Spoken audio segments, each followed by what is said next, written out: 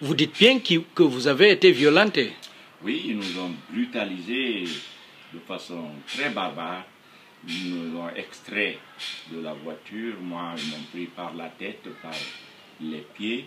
Donc, tout ce que nous avions dans les poches, téléphone, argent, tout, ils ont volé, ils ont pris et ils sont partis avec. Même mon képi. Et qui a fait ça? Ce sont des policiers. Cette fois, d'habitude, ce sont les gendarmes qu'ils mettent sur notre route. Mais cette fois, ce sont des policiers et qui nous connaissent très bien. Après, ils nous ont insultés, ils nous ont jeté toutes les insanités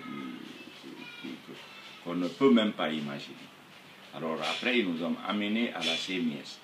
Et dans ça, j'ai perçu que vraiment, l'État guinéen a de réels problèmes. On n'arrête pas de parler de la réforme des forces de sécurité. Tout ça, c'est du vent.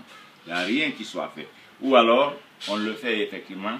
Et parmi quelques rares policiers ou gendarmes ou autres, on infiltre des gens préparés à la violence. Parce que les gens n'arrêtent pas de dire qu'on prépare des équipes spécialisées dans la violence en Angola, et puis au Burkina Faso, on cite des cas comme ça. Et on les infiltre dans les opérations de maintien d'ordre. Résultat, eux, ils font leur travail. Ce sont eux qui font ce genre de brutalité.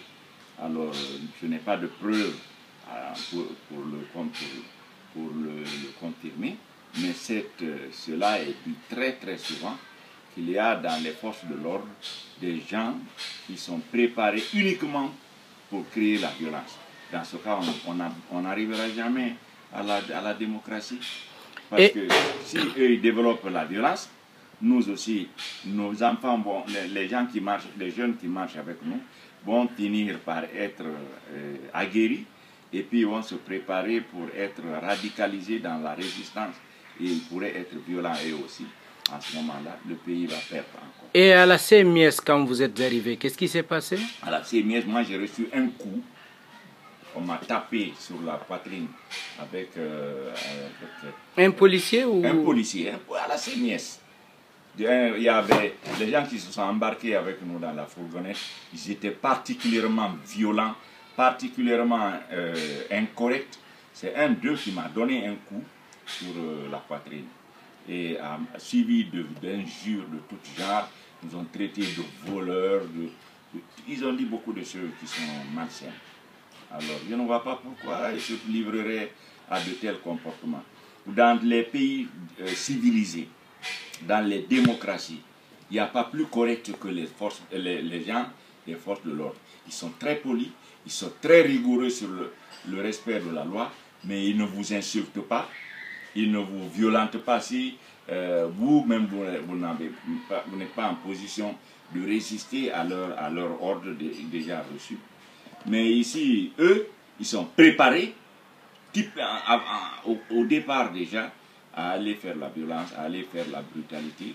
Et ça, c'est pas pour arranger parce que on dit que chaque fois qu'il y a une action, il y a la réaction. C'est automatique, la vie est faite de ça.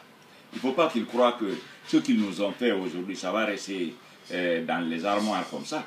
Nous aussi, nous allons prendre acte et faire savoir au monde entier que nous ne sommes pas sur une route de la démocratie, mais nous sommes sur une route de la barbarie et de la violence.